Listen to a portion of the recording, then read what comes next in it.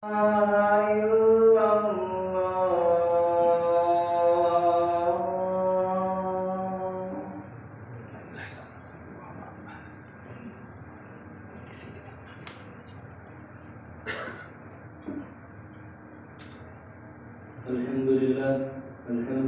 alladzi an'amana bi ni'matil iman wal islam wa hiya a'zamun ni'am. Asyhadu an la ilaha illallah wahdahu la syarika lah wa asyhadu anna Muhammadan 'abduhu wa rasuluh. Allahumma shalli wa sallim wa barik ala nabiyyina wa maulana Muhammadin wa ala alihi wa ashabihi wa man tabi'ahum bi ihsanin ila yaumiddin. Amma ba'd. Fa ya ibadallah, usikum wa nafsi bi taqwallahi wa ta'atihi la'allakum tuflihun. Qala Allah ta'ala fi kitabihil karim, ba'da a'udzu billahi minasy syaithanir rajim. Ya ayyuhalladzina amanu taqullaha haqqa tuqatih wa la tamutunna illa wa antum muslimun. Hadirin sidang jemaah salat Jumat yang dimuliakan Allah Subhanahu wa taala. Alhamdulillah, senantiasa kita bersyukur kehadirat Allah Subhanahu wa taala. Limpahan rahmat dan karunia kepada kita, terutama nikmat iman, Islam dan nikmat kesehatan, yang sampai hari ini kita masih senantiasa merasakan nikmat tersebut, adalah patut kita syukuri dan senantiasa kita menyebut Allah Subhanahu wa taala di setiap keadaan kita, sehingga Allah Subhanahu wa taala akan mengelompokkan kita termasuk mereka yang senantiasa bersyukur kepadanya. Salawat dan salam selalu tercurah kepada panutan kita, kepada uswah kita Nabi Allah Muhammad sallallahu alaihi wa alihi wasallam, kepada para keluarga dan siapapun yang meniti jalan beliau hingga yaumul qiyamah. Dari dengan doa semoga kita yang ada di tempat yang mulia ini kelak mendapatkan syafaat beliau. Allahumma amin ya rabbal alamin. Kemudian berwasiat kepada khatib pribadi dan kita semua, marilah kita tingkatkan kualitas iman dan takwa kita kepada Allah Subhanahu wa taala dengan berbagai dimensi takwa yang telah disampaikan oleh para ulama kepada kita berdasarkan pada ayat-ayat Al-Quran dan juga hadis-hadis Rasulullah sallallahu alaihi wasallam, sehingga kita benar-benar menjadi hamba-hamba yang bertakwa di hadapan Allah Subhanahu wa taala. Saudara sekalian yang dirahmati Allah Subhanahu wa taala, jika kita mencermati seluruh isi risalah Nabi alaihi wassalatu wassalam, maka kita akan dapat simpulkan kepada prinsip pokok dalam ajaran agama kita. Yang pertama adalah bagaimana kita menyempurnakan hubungan kita dengan Allah Subhanahu wa taala, apa yang kita sebut dengan hablum minallah. Dan yang kedua, bagaimana kita menyempurnakan hubungan manusia antara sesama manusia yang kita sebut dengan hablum minannas. Dan yang ketiga, bagaimana kita mengadakan at-tawazun, mengadakan keseimbangan antara kedua hal tersebut dengan mengaktifkan kedua-duanya agar sejalan dengan baik dan erat antara kita dengan Allah Subhanahu wa taala dan antara kita dengan umat manusia lainnya.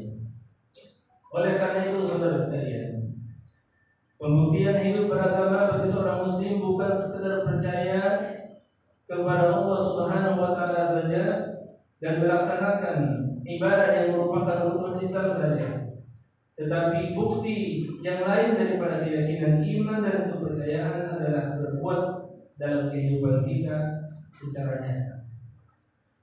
Rasulullah sallallahu alaihi wasallam telah mengingatkan setiap muslim agar membuktikan keimanan dengan perbuatan.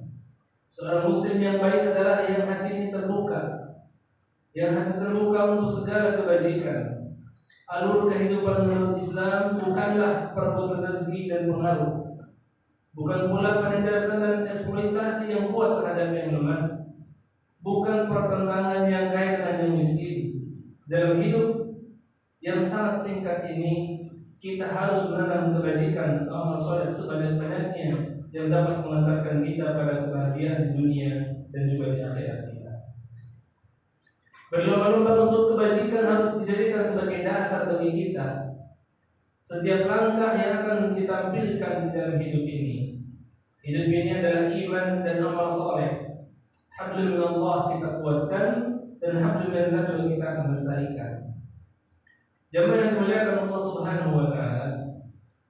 Agama kita mengajarkan bahwa derajat manusia tidak dilihat dari status sosialnya saja, melainkan status ketakwaannya yang telah tergambarkan dalam Quran.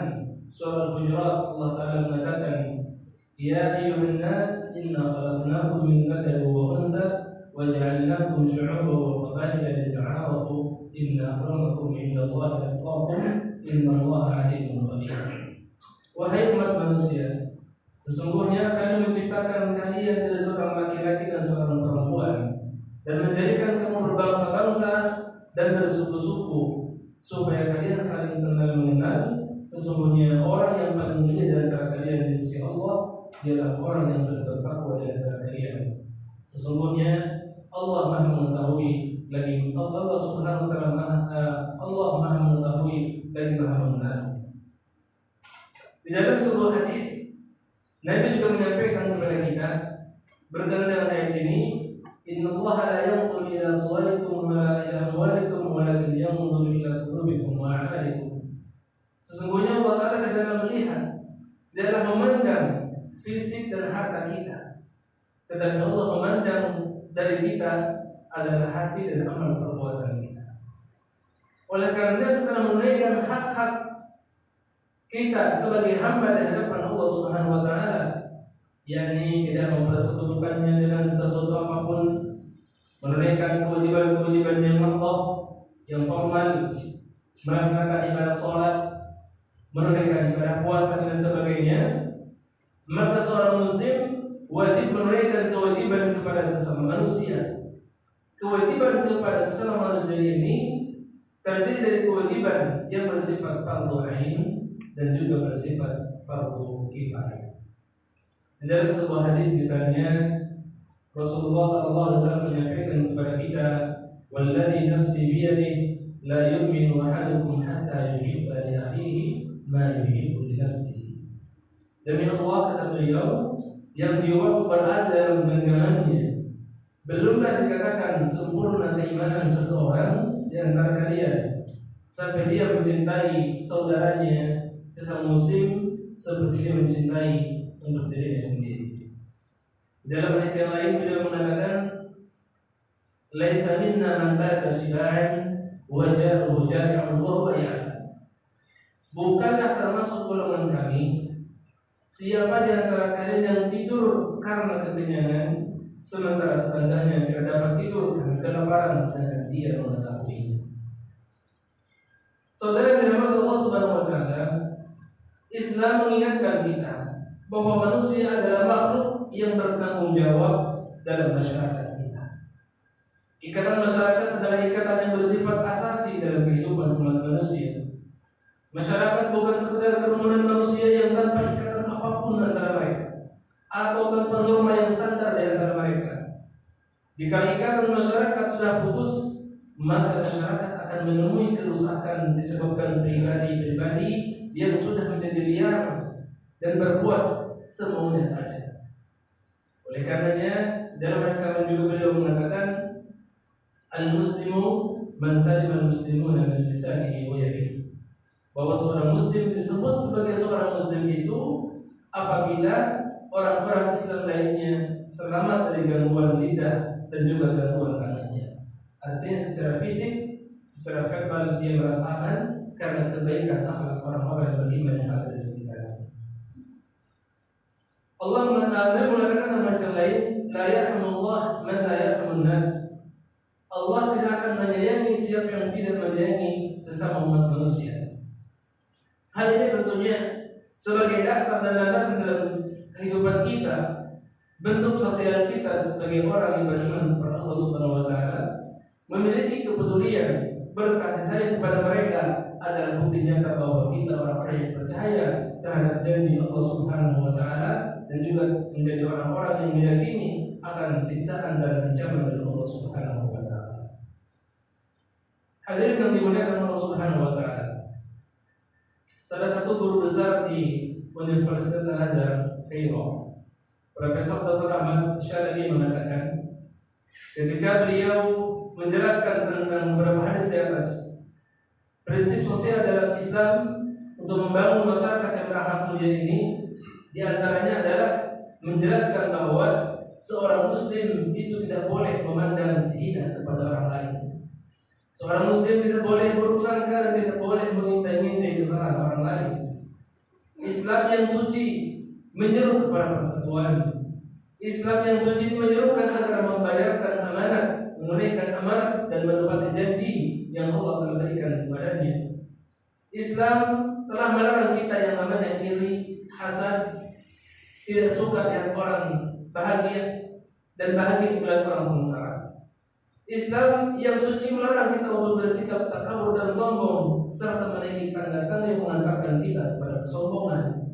Islam melarang kita sebagai seorang Muslim untuk mencari aib, melihat kesalahan orang lain. Islam yang sempurna menyuruh kita berlaku adil, membenci penganiayaan. Islam membenci penyuapan. Islam membenci kesaksian yang palsu di antara kita. Islam juga memperteguh tali silaturahim. Islam juga menyuruh kepada ilmu pengetahuan. Islam mewasiatkan kepada setiap diri individu seorang Muslim agar orang baik dengan tetangganya, dan Islam menyerukan agar orang-orang saling tolong menolong dan menunaikan kewajiban antara mereka. Oleh karenanya yang dimuliakan Allah Subhanahu wa taala, beberapa poin di atas tadi semakin menguatkan kepada kita bahwa ajaran Islam adalah ajaran yang sangat mulia, yang telah diutus Allah kepada Rasulullah SAW sebagai bentuk keamanan, ketentraman dalam dunia yang sangat singkat ini. Tentunya Islam juga menjadi rahmatan lil alamin untuk kita semuanya. Aku qouli hadza wa astaghfirullah li wa lakum wa lisa'il muslimin min kulli dhanbin fastaghfirullaha innahu huwal ghafurur rahim. اللهم صل وسلم وزد وانعم وتفضل وبارك بجلالك وكمالك على اشرف عبادك سيدنا ومولانا محمد وعن كل الصحابه رسول الله اجمعين.